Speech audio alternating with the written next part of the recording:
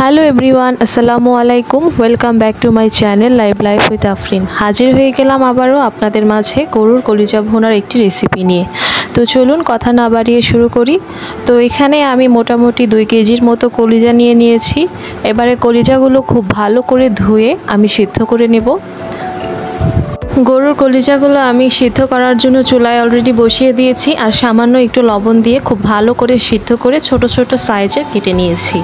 তো এই পর্যায়ে আমি চুলায় একটি কড়াই বসিয়ে দিলাম। এর মধ্যে তেল গরম হয়ে গেলে শুকনো গরম মশলা দিয়ে দেব।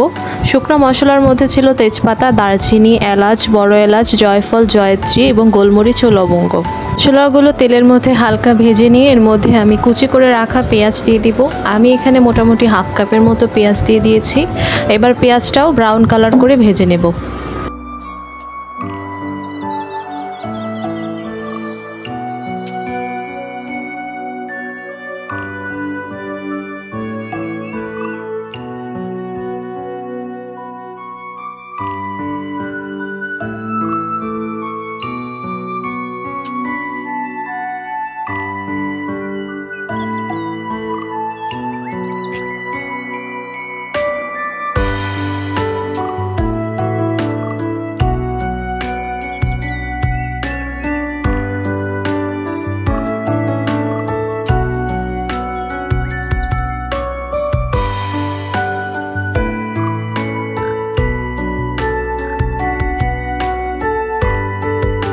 পেঁয়াজটা হালকা ব্রাউন কালার করে ভাজা হয়ে গেলে এর মধ্যে আমি বাটা মশলা দিয়ে দিব।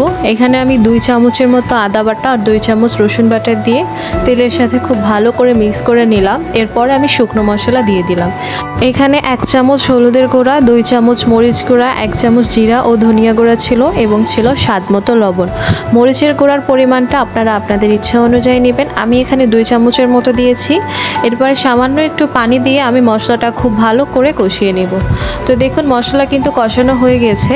তো এই পর্যায়ে আমি সেই কলিজাগুলো, আমি ফার্স্টে বলেছিলাম কলিজা সিদ্ধ করার পর আমি ছোট সাইজ করে কেটে নিয়েছিলাম। তো কেটে রাখা কলিজাগুলো আমি মশলার মধ্যে দিয়ে মশলার সাথে খুব ভালো করে মিক্স করে নেব। তো কলিজাগুলো মশলার সাথে খুব ভালো করে মিক্স করে নিয়ে এর মধ্যে আমি 2 টেবিল চামচের মতো একটা মিক্স হোমমেড মশলা দিয়ে দিয়েছি। এই মশলার রেসিপি কিন্তু আমার চ্যানেলে অনেক আগে থেকেই আপলোড করা আছে, আপনারা চাইলে দেখে আসতে পারেন। তো যাই হোক, মশলাটা দেওয়ার পরে আমি সামান্য একটু পানি দিয়ে কলিজাটা খুব ভালো করে কষিয়ে নেব। আমার চ্যানেলে যদি আপনি নতুন হয়ে থাকেন তাহলে অবশ্যই আমার চ্যানেল সাবস্ক্রাইব করে আমার চ্যানেলের পাশেই থাকবেন, যেন পরবর্তী রান্নার ভিডিও সবার আগে আপনার ফোনে চলে যায়। আর যারা আমার চ্যানেল সাবস্ক্রাইব করেছেন তাদেরকে জানাচ্ছি অসংখ্য ধন্যবাদ। তো সব মশলাগুলো দেওয়া আমার শেষ। এবার আমি কলিজাটা খুব ভালো করে কষিয়ে নেব। বেশ কিছুক্ষণ সময় নিয়ে আমি কলিজাটা খুব ভালো করে কষিয়ে নেব।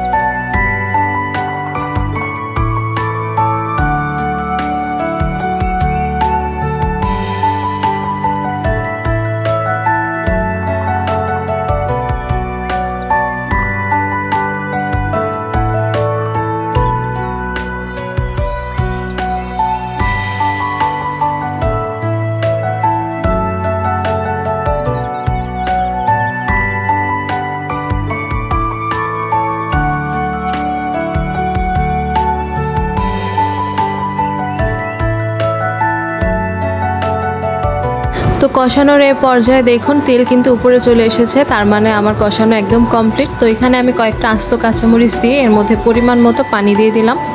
মোটামুটি 2 কাপের মতো গরম পানি আমি দিয়ে নিয়েছি। এরপর ঢাকনা দিয়ে ঢেকে কিছুক্ষণ রান্না করে নেব। আমি যেহেতু ভুনা করব সেই জন্য একদম পানিটা শুকিয়ে যাওয়া পর্যন্ত রান্না করে নেব। তো মোটামুটি 8 থেকে 10 মিনিটের মতো রান্না করে নেওয়ার পর আমার কলিজার রান্না একদম কমপ্লিট। তো এই তো দেখুন, দেখতেই পাচ্ছেন তো কেমন হয়েছে সবাই কমেন্টস করে জানাবেন। ভালো লাগলে অবশ্যই লাইক করে শেয়ার করে দেবেন। এইরকম ভুনা ভুনা কলিজা কিন্তু পরোটা কিংবা ভাত বা পোলাও সব কিছুর সাথেই সার্ভ করা যায়। আর আপনারাও বাসায় ট্রাই করবেন। ভালো লাগলে লাইক করে শেয়ার করে দেবেন। তো আজকে এখানেই বিদায় নিচ্ছি। আল্লাহ হাফিজ।